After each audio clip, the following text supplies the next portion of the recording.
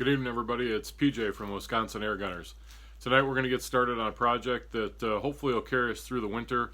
What we're doing is seeing how far we can push the capabilities of a Crosman 1722 multi-pump pneumatic pistol. See it in its original state right here. We have shot it just enough to know that it is functioning properly. We haven't really done pellet selection yet, but we have shot a couple of test groups, and at 10 yards it's doing just fine. But we want better than just fine. We want to see how far we can push it, what pellets it likes, how we can customize it so it works better. So because we want to get good starting points so we know whether any of the changes that we make are going to be really beneficial. The first thing that we're going to do is get a good barrel cleaning. So in order to do that, we're going to use a little device here called the CrownSaver. It is a pull-through style cleaner. This one is obviously designed for a rifle, but it'll get the job done for us. This is a nice unit. You have a loop on one side, and the basic premise is you feed this through your barrel, you slide your patch through the loop, and then you pull it back through the barrel, taking all the gunk with you. Now, in order to make it work, you take this and you pull on it, and then you pinch it off, and that allows you to feed it in the barrel. So in order to make this work, we need to make sure the gun is unloaded. Okay, this one is. It necessitates the barrel being back. I'm just going to throw it into safe for safety, and then we're going to feed it through.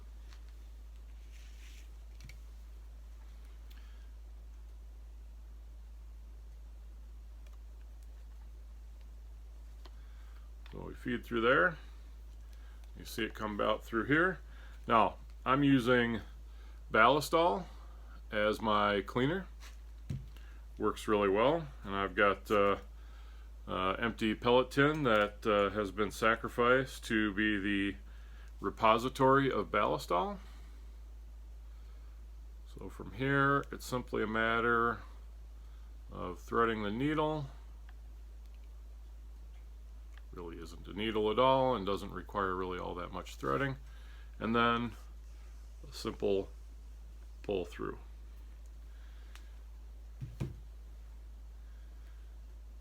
Now, when we picked up this gun off of Amazon on a Black Friday super cheap sale, which is the reason we figured we'd do this,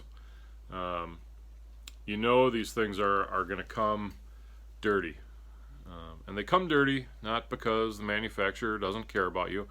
They come dirty because they coat the inside of the barrels so that they don't rust. And actually you'd want them to coat it before they send it to you. So we have some gunk on there, and basically what I'm going to do is run this through the gun a couple of times, and once I am satisfied with a couple of patches with solvent going through, then what I'm going to do is run dry patches through until she comes out clean.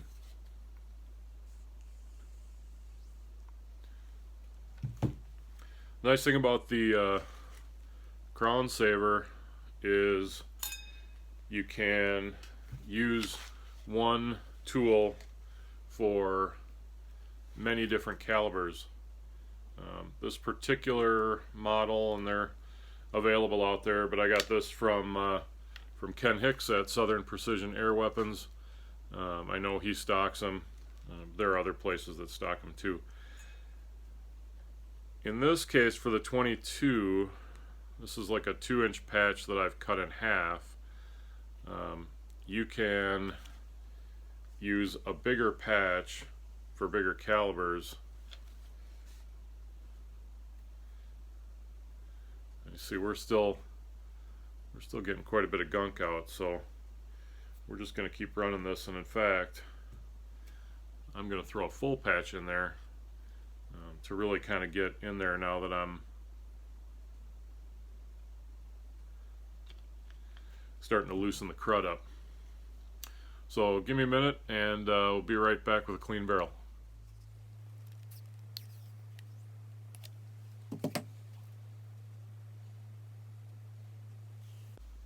Use the full patch that time. Look at all that nasty in there. So comes out like that. Pull down on the handle, pinch it off. Ready to feed.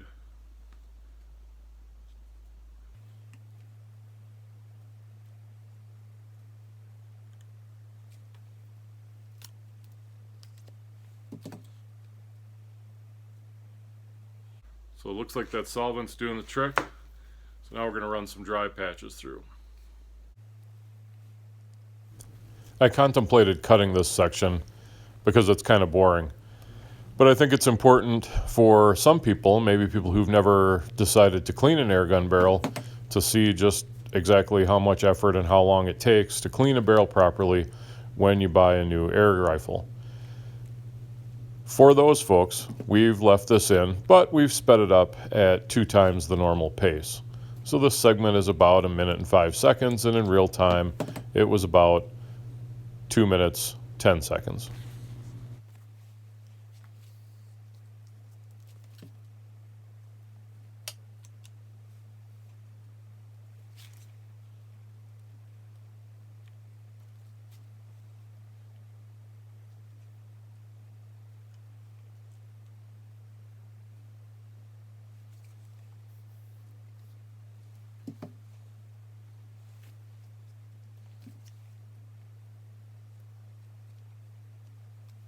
Sometimes it's handy if you have a friend standing around while you're doing this. 1, because it's nice to have somebody to talk to, and 2, because you kind of need somebody who is going to tell you when you think you've cleaned enough that you have more cleaning to do. So I find that just like with cleaning the house, I am prone to getting bored before the job is done.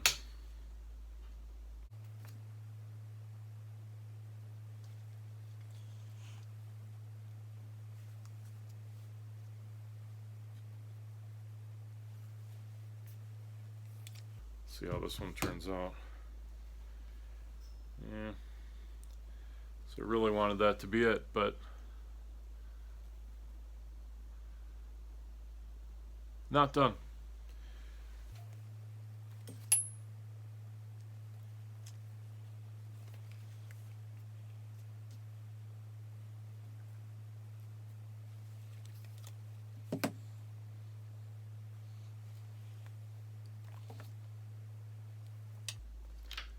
Definitely more clean than it was, but not done.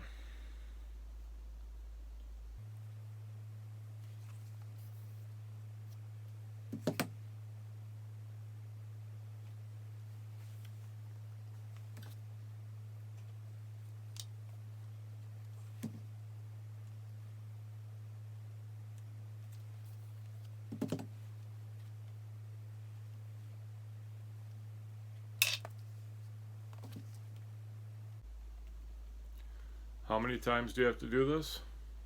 Till the patch comes through clean. That's the goal. That's what we're looking for, a clean patch. And we're getting closer.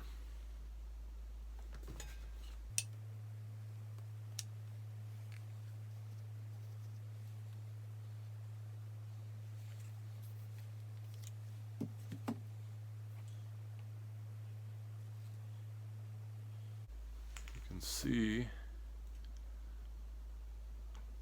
a lot better than it was, but we're still getting some gunk out from those grooves.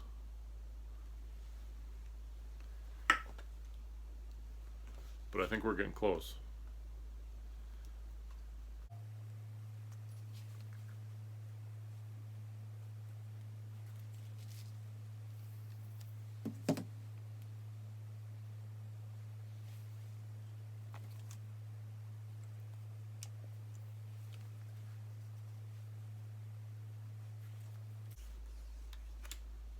was a good one. That one got in there. A couple more like that, and I think we'll be good.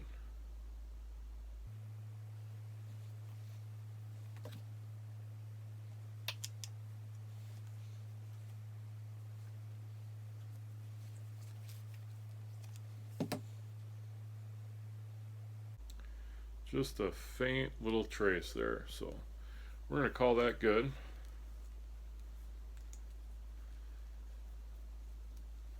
And I'm going to put CrownSaver back.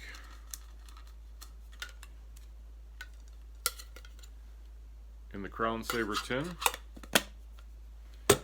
Now, the second thing that's going to happen as a result of the way we're doing this project is that we're going to have to test and shoot a lot of pellets. And this is a multi-pump pneumatic. So what we're going to be doing is a lot of this. And frankly, this is a small handle. It was not made for someone my size, at least I don't think it was. And it turns out that there is somebody out there who is doing something to improve the pump on this gun. Not the pump internally, the pump externally, the part that interacts with your hands. So let's check that out.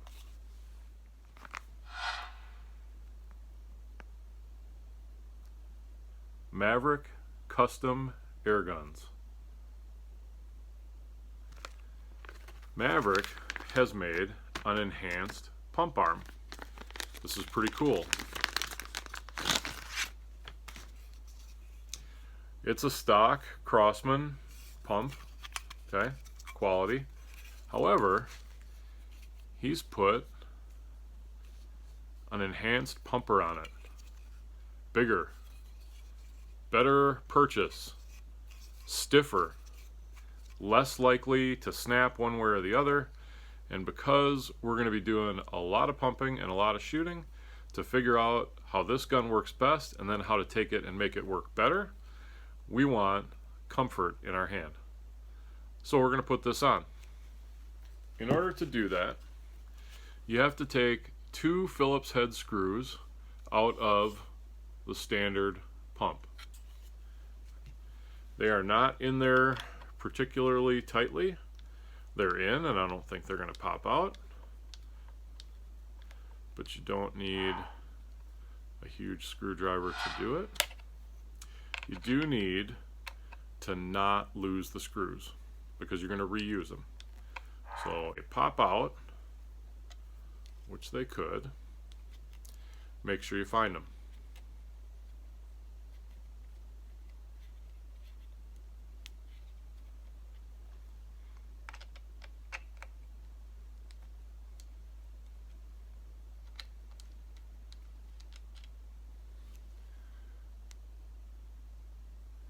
Focus on the screw.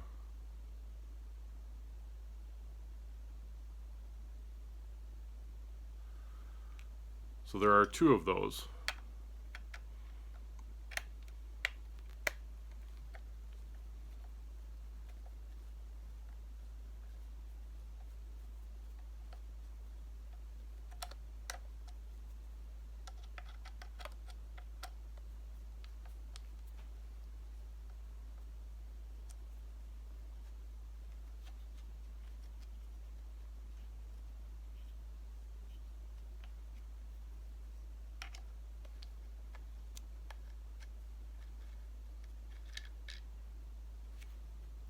Number 2.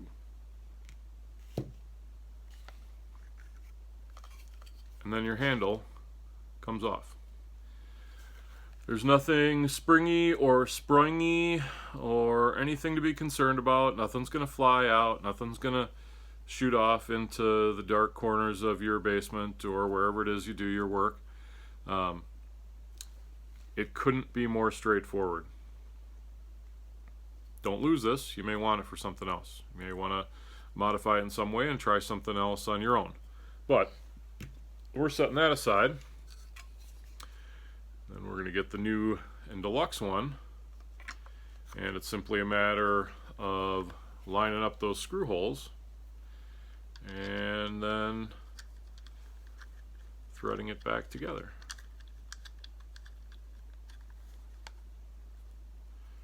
And I say it's simply a matter of doing that, but of course there are little holes, and you do have to line them up just exactly precisely or they won't go in. And it's probably a little bit easier to do it if you're not trying to talk to a camera while it's happening.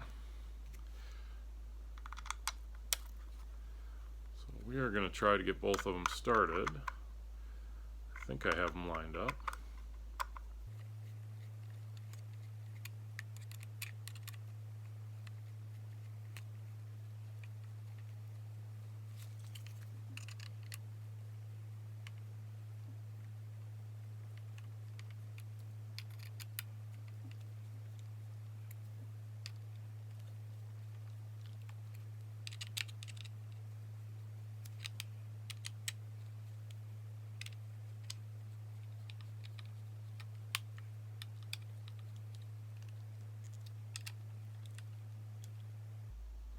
So you want to snug them down. You don't need to crank on them.